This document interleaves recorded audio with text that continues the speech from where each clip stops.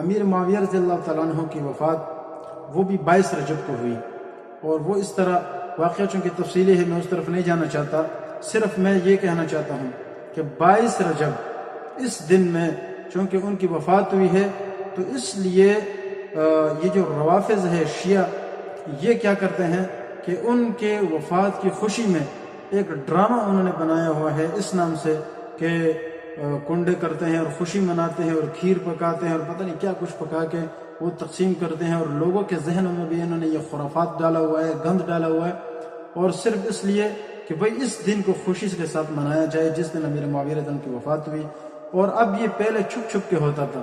لیکن اب یہ کھل کے ہو رہا ہے، ظاہراً ہو رہا ہے، اور صرف اتنا ہے کہ نام ان کو کوئی اور دیا جا رہا ہے، اور چونکہ اس دن امیر معاویہ رضی اللہ تعالیٰ عنہ کی وفات ہوئی ہے اور صرف نام چینج کر دیا جاتا ہے کہ اس دن امام جعفر صادق رحمہ اللہ جو کہ ایک بہت ہی نیک شخص ہے، اہل بیت میں سے ہے، بڑے محترم آدمی ہے، ان کی طرف منسوب کر کے کہتے ہیں کہ یہ اس دن پیدا ہوئے ہیں اس لیے ہم خوشی مناتے ہیں۔ اس کا حقیقت سے کوئی تعلق نہیں ہے، جھوٹ ہے، صرف اس لیے کہ بھئی اس حقیقت کو چھپایا جائے اور یہ جھوٹ سامنے کیا جائے، تو اس لیے وہ لوگ کیا کرتے ہیں اس نام سے کہ جی امام پیدا ہوا ہے، امام کے نام سے یہ کنڈے کرتے ہیں اور کیا کیا رسمیں کرتے ہیں، تو یہ بالکل سراسر جھوٹ ہے اور ایک شیطانی عمل ہے، خرافات ہے، بدعت ہے۔ تو اس لیے تمام مسلمانوں کو چاہیے کہ بھئی خود بھی اس سے بچے، اور جتنے بھی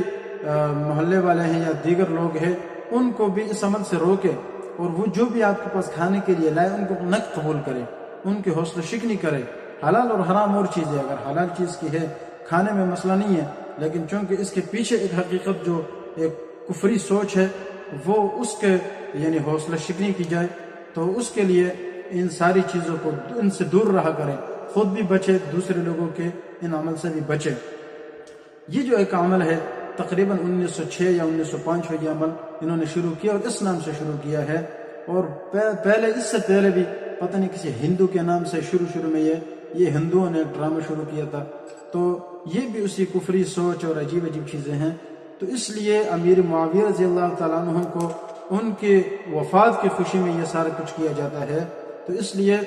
یہ ان کا حقیقت سے کوئی تعلق نہیں ہے، اور ہر مسلمان کو اس حقیقت سے آشنا ہونا چاہیے اور یہ ذہن میں ہونا چاہیے کہ بھئی حقیقت یہ نہیں ہے، حقیقت کچھ اور ہے۔ اس لیے مسلمان خود بھی بچے، اور جتنے بھی دوسرے لوگ ہیں یہ کام کر رہے ہیں ان کی حوصلہ شکنی کرے، ان کی چیزوں کو قبول نہ کرے، اور ان کو بھی یہ چیزیں بتائے، اور دعا ہے کہ اللہ تعالی ہمیں بھی صحیح معنوں میں دین پر عمل کرنے کی توفیق عطا فرمائے۔ وآخر دعوانا ان الحمدللہ رب العالمین۔